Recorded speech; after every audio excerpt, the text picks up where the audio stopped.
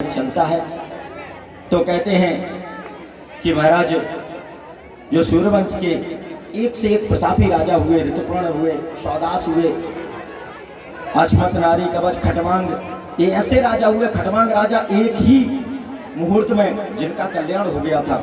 एक एक राजा की बड़ी लीलाएं, बड़ा महत्व है, उन्होंने बड़े बड़े कार्य किए हैं, महान थे। दिलीप, रघु, अज और आज के महाराज दशरथ हुए, सभी प्रतापी राजा हुए। यदि एक का भी वर्णन करो तो घंटों लग जाए, घंटों में होगा क्या, महीनों में वर्णन नहीं किया जा सकता। ऐसे प्रतापी राजा हुए। पहले राजा का मतलब होता था कि जो राजा प्रजा को पुत्र के समान माने, अपने बच्चों की भांति पालन करे, भेदभाव ना करे। वर्तमान में तो राजाओं का मतलब ही खत्म हो गया है। अब तो राजा इसलिए बनाए जाते हैं कि जितना ज्यादा से ज्यादा हम बटोर सकें। परिभाषाएं बदल गई, और इसीलिए क्योंकि उसका कारण है, पहले जो भी राजा होते थे, जैसे महाराज दशरथ हुए, तो कोई भी कार्य करना कुछ भी तो गुरु वशिष्ठ जी से सलाह लिया गया। एक राजगद्दी और दूसरी व्यास गद्दी, ये सदा से रही है। और जब जब राजगद्दी व्यास गद्दी के निर्देशन में चलेगी तो राजगद्दी सही चलेगी और सकारात्मक दिशा में होगी। और जिस समय राजा व्यास गद्दी के निर्देश से नहीं चलेगा, वो राजा पापी बन जाएगा, अधर्मी हो जाएगा, धर्म प्राण नहीं होगा, उसका नाम और ख्याति नहीं होगी, उसके राज्य में सुख नहीं होगा। इसलिए हमेशा राजगद्दी को व्यास गद्दी का सम्मान करना ही चाहिए। जब जब प्रसंग आता है, बड़े बड़े राजा महाराजा स्वयं चल करके ऋषियों के पास जाते थे। उनके आश्रमों में राजा अपने राशि ठाट बाट से नहीं जाते थे, राशि पत्र उतार करके जाते थे। खड़ाऊ पादुका बाहर छोड़ देते थे, रथ दूर खड़ा हो जाता था, पैदल चल के पहुंचते थे, बगैर रथ के भी जाते थे, पैदल चलते चलते आश्रमों तक। ये मर्यादाएं थी और उसका परिणाम सारी प्रजा, राजा सब सुखी होते थे। तो महाराज दशरथ जी के फिर 4 पुत्र हुए, राम, लक्ष्मण, भरत और शत्रुघ्न, जो ऐसे प्रतापी राजा हुए कि महाराज जिनका राम, लक्ष्मण, भरत, शत्रुघ्न का यश सभी ने सुना। मर्यादा पुरुषोत्तम राम, जिन्होंने संदेश दिया कि व्यक्ति को किस प्रकार से जीवन जीना चाहिए। रामचरितमानस जैसा ग्रंथ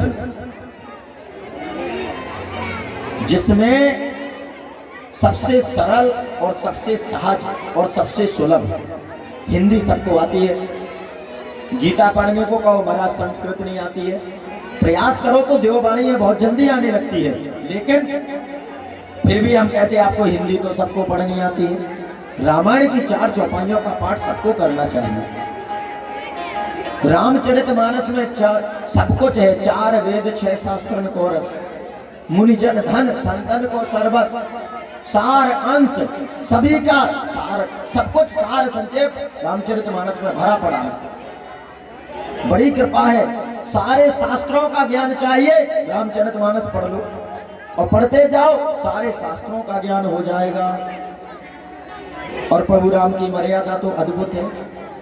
विचार करिए, ऐसे प्रभु प्रकट हुए राम कि जो बचपन से लेकर के खेलते हैं तो छोटे भाइयों को जिता देते हैं, और अंत में महाराज जब विवाह होके आया तो सुबह रात तिलक होना था और रात तिलक की बजाय वनवास मिल गया। अब बताओ, यहाँ किसी से कहो कि तुमको हम कोई पद देने वाले हैं, अरे ग्राम प्रधानों को तो बड़े पद है, किसी को बीडीसी का मेंबर बनाना हो और सुबह कह दो कि अब तुम्हारा तो नंबर ही नहीं लगना है, तो वो सीधा झगड़ा ही होगा।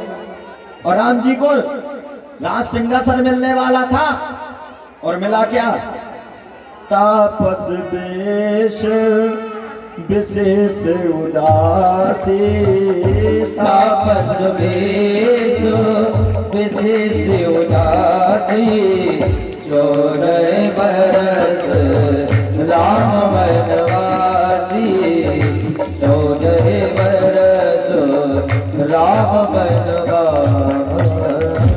तो महाराज जहां सिंहासन मिलना था वहां 14 वर्षों का तक वो मिल गया वनवास।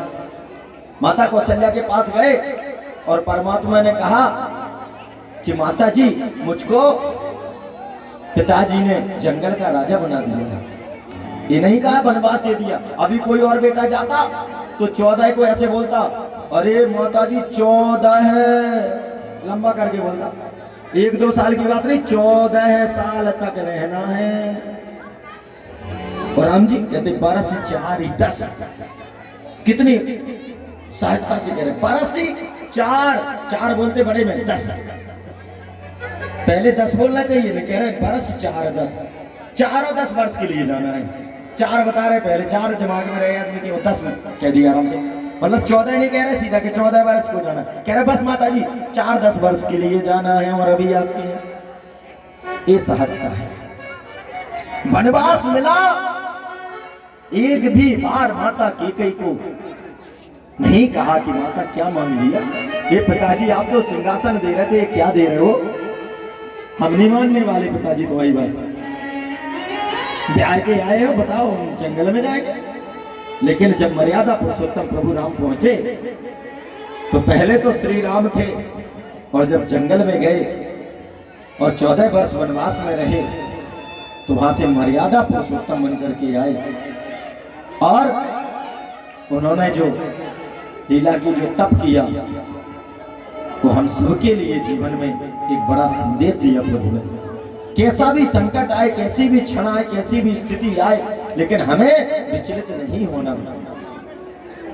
और इस प्रकार महाराज